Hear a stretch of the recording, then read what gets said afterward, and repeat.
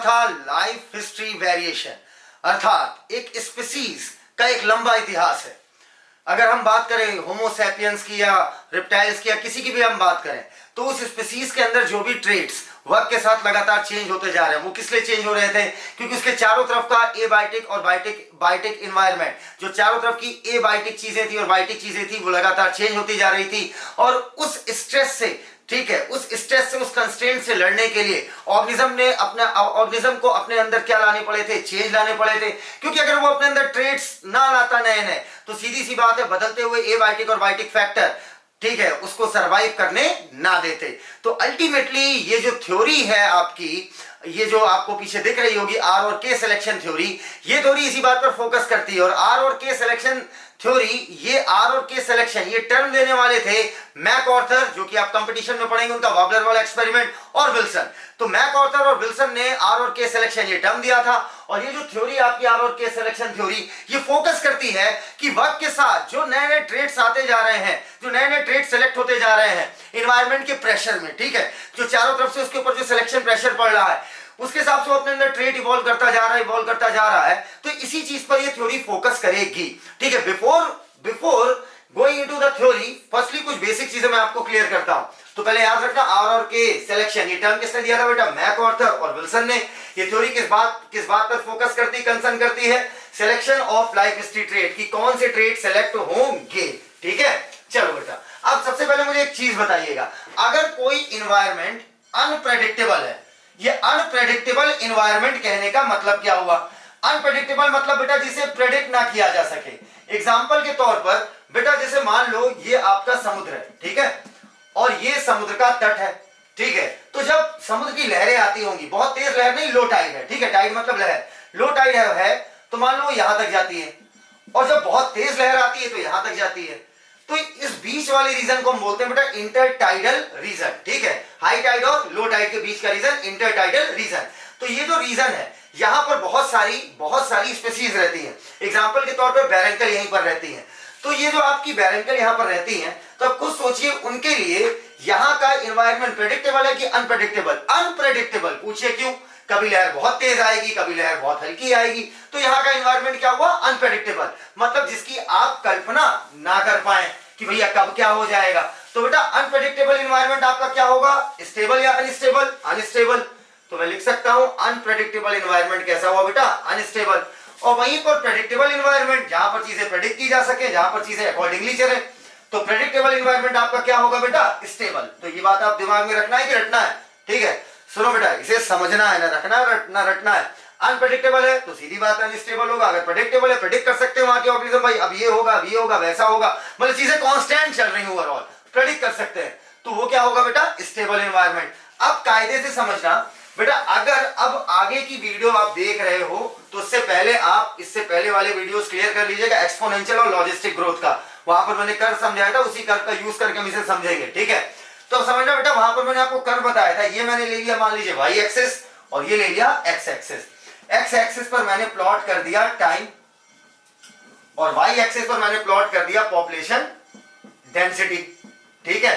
अब समझना अच्छे से। अब बेटा आप याद करो, आपको मैंने लॉजिस्टिक ग्रोथ पढ़ाया था, ठीक है। लॉजिस्टिक ग्रोथ में क्या था? कैरिंग कैपेसिटी होती है। कैरिंग कैपेसिटी का मतलब क्या होता है कि कोई भी हैबिटाट किसी स्पीसीज के कितने maximum number of individual accommodate कर सकती है, रख सकती है, वो कहलाती है उस हैबिटाट की कैरिंग कैपेसिटी, ठीक है। तो ये हो गया, मान लो यहां पर पॉपुलेशन डेंसिटी कुछ ना कुछ आएगी, वही उस हैबिटाट की क्या है? Carrying capacity. के मैंने लिख दिया, ठीक है, सिंबलाइज कर दिया, सिंबल दे दिया। अब लॉजिस्टिक ग्रोथ में क्या होता है बेटा? सबसे पहले आपकी जो पॉपुलेशन होती है वो स्लो बढ़ती है। क्यों स्लो बढ़ती है? बताया था मैंने आपको, स्लो बढ़ने का कारण, क्योंकि इनिशियल क्या होता है बेटा? कम, उसके बाद एक्सपोनेंशियली बढ़ती है, और उसके बाद डी एक्सेलरेट करती है क्योंकि रिसोर्स लिमिटेड होने लगता है, और फिर एसिम्पटोट आती है। एसिम्पटोट कब आता है? जब k इक्वल टू n हो जाता है। सारी बातें वहां एक्सप्लेन किया, देखिएगा जरूर से, तभी समझ में आएगा। तो k इक्वल टू n होता है, मतलब जब पॉपुलेशन डेंसिटी कैरिंग कैपेसिटी के बराबर हो जाती है। जब पॉपुलेशन डेंसिटी कैरिंग कैपेसिटी किसी हैबिटाट की कैरिंग कैपेसिटी के बराबर हो जाएगी, अब इससे ज्यादा थोड़ी पॉपुलेशन बढ़ेगी, है ना बेटा। तो अब मेरी बात समझना, ये मैंने आपके सामने एक ग्राफ बनाया, ठीक है। अब इसका इक्वेशन आपको बताया था, dn by dt, लॉजिस्टिक का क्या था बेटा? dn by dt is equal to rn in bracket k minus n upon k. याद आया? अब क्या मैं k माइनस एन अपॉन के को क्या मैं ऐसे लिख सकता हूं कि 1 माइनस एन अपॉन के? बिल्कुल लिख सकता हूं। अरे अगर तुम ले लो एलसीएम ले लो फिर आ जाएगा k माइनस एन अपॉन के। तो मैं ऐसे भी तो लिख सकता हूं 1 माइनस एन अपॉन के। सर आपने ऐसे क्यों किया? ऐसे समझ में जल्दी आ जाएगा तुम्हें, ठीक है? तो मैंने इसके लिए एक इक्वेशन लिख दिया, dn by dt is equal to, ठीक है, rate of increase in population density is equal to rn in bracket 1 minus n upon k. N क्या हो गया बेटा? Population density. के क्या हो गया बेटा? उस हैबिटाट की कैरिंग कैपेसिटी। इतनी बातें एकदम क्लियर है? चलो अब अच्छे से समझना, थोड़ा सा यहां मैं स्पेस बना रहा हूं और यही आपको समझा रहा हूं। बेटा ये बताओ कि अगर मैं आपसे बोलूं एक पॉपुलेशन है जो आर स्ट्रेटजी अपना रही है और एक पॉपुलेशन है जो अपने आप को सरवाइव कराने के लिए के स्ट्रेटजी अपना रही है, तो अब पहली बात तो ये बनती है कि आर स्ट्रेटजी क्या है, के स्ट्रेटजी क्या है और ये स्ट्रेटजी क्या है। देखो बेटा, अब अगर मैं आपसे इन सारी बातें करने से पहले ये पूछूं कि बताइए स्पीसीज किस में रहना पसंद करेंगे, स्टेबल या अनस्टेबल? जल्दी बताइए। स्टेबल, आपका आंसर यही होगा। बिल्कुल सही बात है, लेकिन मजबूरी कई बार हो जाती है कि उस स्पीसीज की जो बेसिक रिक्वायरमेंट है, ठीक है, वो मान लीजिए किसी अनस्टेबल हैबिटाट में है, तो मजबूरी है उसकी अनस्टेबल हैबिटाट में रहना। समझना? तो स्पीसीज स्टेबल हैबिटाट में भी रहती हैं और कुछ स्पीसीज अनस्टेबल में भी रहती हैं। तो सर अनस्टेबल वाली तो मर जाएंगी? नहीं मरती, यही तो बात है। उन्होंने निकाला रणनीति, स्ट्रेटजी का मतलब रणनीति, जुगाड़, कि क्या क्या मैं अपने अंदर ट्रेट इवॉल्व करूं कि मैं इस अनस्टेबल अनप्रेडिक्टेबल हैबिटाट से लड़ सकूं। और जो स्टेबल में है उन्हें भी उस, अब स्टेबल हैबिटाट है अच्छी बात है, लेकिन उन्हें भी वहां के हिसाब से अडॉप्ट होना पड़ेगा, ठीक है? तो बेटा ऑर्गेनिज्म अपने आप को सरवाइव करने के लिए और रिप्रोड्यूस करने के लिए, कोई स्पीसीज अपने आप को अपना अस्तित्व बनाए रखने के लिए और बच्चे पैदा करने के लिए वो दो तरीके की स्ट्रेटजी फॉलो करती है मुख्य रूप से। एक कहलाती है आर स्ट्रेटजी, एक कहलाती है के स्ट्रेटजी। स्ट्रेटजी मतलब रणनीति, रणनीति टू सर्वाइव एंड रिप्रोड्यूस। क्या क्या रणनीति अपनाई, अपने अंदर क्या क्या ट्रेड्स लाए, यही कहलाएगी इनकी आर स्ट्रेटजी और के स्ट्रेटजी। अब समझना अच्छे से बेटा, इस ग्राफ को अब मैं थोड़ा सा छोटे में बनाऊंगा, साइड में करूंगा और उसके बाद मैं आपको एक क्वेश्चन दिखाता हूं। आपको दोनों स्ट्रेटजी तुरंत समझ में आ जाएगी क्या क्या है। बिल्कुल कुछ भी रटना नहीं बेटा, बायो है मतलब साइंस, साइंस मतलब रटना नहीं, चीजें समझते जाइए बस। चलो बेटा अब इधर देखना, अगर मैं आपसे कहूं आर स्ट्रेटजी, ठीक है, तो अच्छे से देखिएगा, आर स्ट्रेटजी। अगर मैं कहूं कोई ऑर्गेनिज्म आर स्ट्रेटजी अपना रहा है, ठीक है, तो यहां पर जो आर होता है ये वही आर है जो आप पढ़े थे, रेट ऑफ नेचुरल इंक्रीज, याद करो, ठीक है, intrinsic rate of natural increase बताया था आपको इसका मतलब। तो बेटा जो आर स्ट्रेटजी अपनाने वाले ऑर्गेनिज्म है, ठीक है, वो आपके अनप्रेडिक्टेबल, मैं बोल सकता हूं फिर अनस्टेबल एनवायरनमेंट में रहने वाले ऑर्गेनिज्म होते हैं। अर्थात ऐसे ऑर्गेनिज्म जो अनस्टेबल हैबिटाट में रह रहे हैं या अनप्रेडिक्टेबल हैबिटाट में रह रहे हैं, वो अपनाते हैं आर स्ट्रेटजी। रटना नहीं, अभी समझा रहा हूं, ठीक है, क्यों अपनाते हैं। बेटा असल में बताइए, अगर कोई स्पीसीज है अनस्टेबल हैबिटाट में रह रही है, तो बताइए वहां पे डेथ रेट उसका ज्यादा होगा या कम होगा? ज्यादा होगा। अब अगर डेथ रेट ज्यादा होगा, अनप्रेडिक्टेबल एनवायरनमेंट में अगर कोई स्पीसीज रह रही तो उसका डेथ रेट ज्यादा होगा। अब अगर डेथ रेट ज्यादा होगा तो कॉमन सेंस लगाइए, वो स्पीसीज एक्सटिंक्ट हो सकती है, लेकिन क्या कोई स्पीसीज एक्सटिंक्ट करना चाहिए खुद को? अरे ये तो इकोलॉजी का बेसिक रूल है, हर स्पीसीज अपने अंदर जो जो नए नए ट्रेड्स ला रही है वो इसलिए ला रही है ताकि वो अपने हैबिटाट में सरवाइव कर सके और रिप्रोड्यूस कर सके। लेकिन एनवायरनमेंट मान लीजिए अनस्टेबल है तो डेथ रेट हो जाएगा बेटा क्या? ज्यादा। अब बताओ ये स्पीसीज अपने आप को सरवाइव कराने के लिए क्या लगता है, नंबर ऑफ बर्थ अर्थात बच्चे पैदा करना, ज्यादा बच्चे पैदा करेगी कि कम करेगी? ज्यादा पैदा करना चाहेगी, अर्थात ये चाहेगी कि मेरा बर्थ रेट बहुत हाई हो, बर्थ रेट वेरी हाई हो, ठीक है। अगर बर्थ रेट बहुत ज्यादा होगा, ठीक है, तो बेटा वो बैलेंस कर लेगा बढ़े हुए डेथ रेट को। समझना कायदे से, बिल्कुल step by step. Habitat unpredictable है मतलब अनस्टेबल होगा, तो डेथ रेट क्या होगा बेटा वहां पर? ज्यादा। अब इतना ज्यादा डेथ रेट है क्योंकि अनप्रेडिक्टेबल हैबिटाट है, तो वो स्पीसीज चाहेगी कि भैया बर्थ रेट मेरा इतना ज्यादा हो कि मरने के बाद भी कुछ उस स्पीसीज के इंडिविजुअल बाकी रह जाएं जो उसकी स्पीसीज की कंटिन्यूटी बनाए रखे थ्रू रिप्रोडक्शन। ठीक है, तो क्या मैं ये बोल सकता हूं अनस्टेबल हैबिटेट में रहने की वजह से कुछ ऑर्गेनिज्म का डेथ रेट ज्यादा होता है और अपने आप को सर्वाइव कराने के लिए वो बर्थ रेट बहुत ज्यादा कर देते हैं ताकि मरने के बाद भी कुछ इंडिविजुअल बाकी रहे, ताकि उनकी स्पीसीज की कंटिन्यूटी बनी रहे धरती पर। इतनी बातें एकदम क्लियर है, अब समझना। तो बेटा अगर मैं ऐसे ऐसे ऑर्गेनिजम्स की बात करूं तो बर्थ रेट इनका इतना ज्यादा होता है, बिल्कुल एक्सपोनेंशियली बढ़ता है। कैसा बेटा? एक्सपोनेंशियली। अब आपके मन में सवाल आ रहा होगा कि सर एक्सपोनेंशियली कैसे बढ़ेगा सर? क्योंकि सर एक्सपोनेंशियल ग्रोथ तो आपने पढ़ाते वक्त बोला था कि सर ये अनरियलिस्टिक होती है, रियलिस्टिक होती है, लॉजिस्टिक। तो सर एक्सपोनेंशियली बढ़ने के लिए तो सर फिर क्या कैरिंग कैपेसिटी नहीं होती इनके लिए? बिल्कुल होती है, लेकिन कायदे से समझना। अब उसी ग्राफ को दोबारा देखो, यहां पर मैंने प्लॉट किया पॉपुलेशन डेंसिटी, यहां पर मैंने प्लॉट किया टाइम। ठीक है, समझना अच्छे से। क्या होता बेटा, वक्त के साथ इन्होंने अपनी जनसंख्या बढ़ाई, लेकिन क्या हुआ? डेथ रेट ज्यादा है, फिर कम हो गई थोड़ी, फिर इन्होंने बढ़ाई, फिर कम हो गई, फिर इन्होंने बढ़ाई, फिर कम हो गई, और कैरिंग कैपेसिटी काफी ऊपर है। तो बताओ क्या कैरिंग कैपेसिटी का इफेक्ट इस पॉपुलेशन पर आ रहा है? नहीं। क्यों? क्योंकि कैरिंग कैपेसिटी बहुत दूर है अभी। ठीक है, शुरू शुरू में तो बेटा क्या होता है, लॉजिस्टिक ही फॉलो होता है हमारे नेचर में मेनली, समझना। क्योंकि रिसोर्स क्या होता है बेटा हमारे यहाँ? लिमिटेड, लैंड भी और फूड भी। तो शुरू शुरू में थोड़ा बड़ी एक्सपोनेंशियली, ठीक है, फिर लेकिन डेथ रेट इतना था, फिर पॉपुलेशन डेंसिटी नीचे आ गई, देखो पहले यहां तक गई, फिर यहां तक आ गई, ठीक है, फिर बढ़ी, फिर आ गई, फिर और तेजी बढ़ी, फिर आ गई, फिर बढ़ी, फिर आ गई। तो बेटा क्या ये कैरिंग कैपेसिटी को टच कर रही है? नहीं। कैरिंग कैपेसिटी इतनी दूर है कि रिसोर्स इसके लिए लगभग लगभग हम सपोज कर सकते हैं अनलिमिटेड है। क्यों? क्योंकि इन्वायरमेंट क्या है बेटा? अनस्टेबल। तो डेथ रेट ज्यादा है, तो बर्थ रेट बढ़ा रहा होगा तो डेथ रेट फिर गिरा दे रहा होगा, बर्थ रेट बढ़ा रहा होगा, डेथ रेट फिर गिरा दे रहा होगा। तो कैरिंग कैपेसिटी तक ही पहुंच ही नहीं पाते। तो मैं कह सकता हूं इनके लिए रिसोर्स इस एंगल से सोचा जाए तो रिसोर्स इनके लिए क्या है बेटा? अनलिमिटेड। इस एंगल से सोचा जाए तो क्या मैं ये बात बोल सकता हूं बेटा कि आर स्ट्रेटजी अपनाने वाले जो हैं उनके लिए अगर मैं लिखूं तो dn बाय dt अर्थात रेट, ठीक है, rate of increase in population density is equal to Rn 1 minus n upon k। अभी बताया था लॉजिस्टिक का बेटा, ठीक है। अब बेटा बताओ क्या k यहां पर इनके लिए अगर देखा जाए तो क्या इनके लिए k मैटर कर रहा होगा? बिल्कुल नहीं मैटर कर रहा होगा, ठीक है। अब k मैटर नहीं कर रहा है इनके लिए, तो मैं बोल सकता हूं इनके लिए कैरिंग कैपेसिटी नाम की चीज है ही नहीं। मतलब k की वैल्यू यहां पर क्या हो गई बेटा? इंफिनिटी, ठीक है, क्योंकि k इनके लिए एग्जिस्ट कर ही नहीं रहा।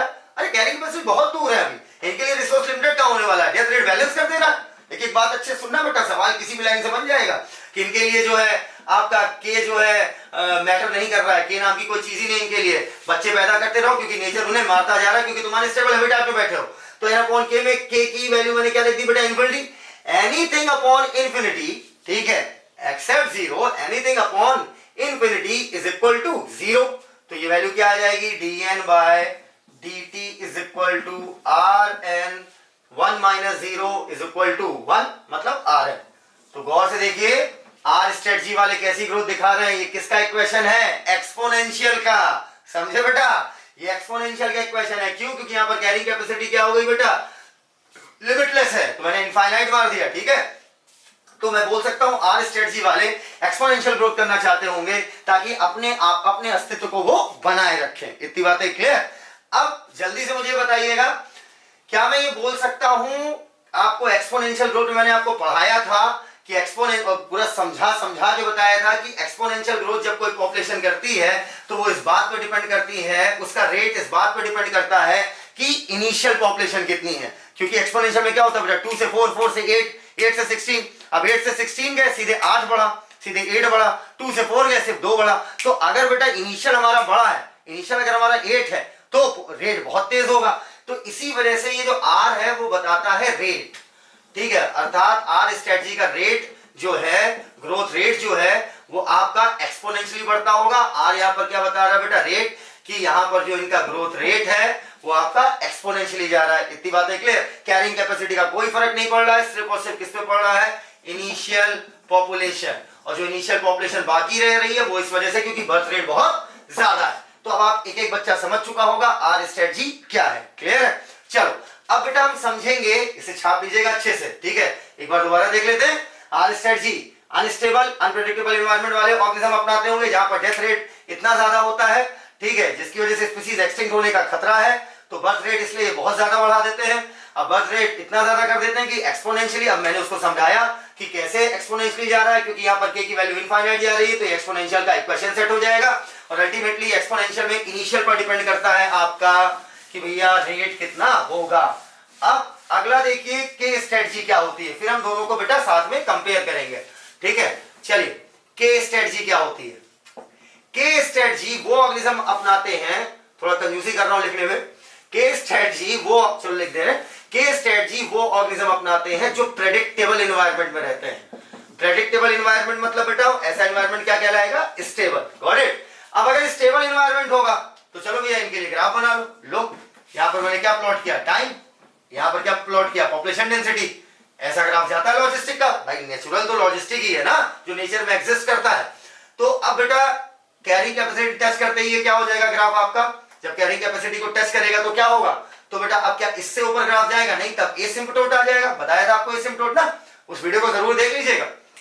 तो सर ये सर एक्सपोनेंशियल का तो ऐसे जा रहा था फिर नीचे आ रहा था, ऐसे जा रहा था फिर नीचे आ रहा था, ऐसे जा रहा था फिर नीचे, ऐसे ऐसे हो रहा था, इस वजह से कैरिंग कैपेसिटी मैटर नहीं कर रही थी। लेकिन इनका हैबिटाट स्टेबल है, तो स्टेबल होने की वजह से इनकी पॉपुलेशन बढ़ती जा रही होगी। तो बताओ यहां पर डेथ रेट कम होगा या ज्यादा होगा, कम होगा, क्यों, क्योंकि एनवायरनमेंट क्या है बेटा, स्टेबल है इनका, ठीक है। तो ये बढ़ते चले गए और बढ़ते बढ़ते जब रिसोर्स लिमिटेड होने लगा धीरे धीरे, तो डीएक्सेलरेशन अल्टीमेटली जब k is equal to n हुआ, मतलब पॉपुलेशन डेंसिटी आपकी कैरिंग कैपेसिटी के बराबर हुई, तो क्या आ गया, एसिम्पटोट। इतनी बातें एकदम क्लियर। तो अब अगर मैं इन ऑर्गेनिजम्स के लिए देखूं तो इन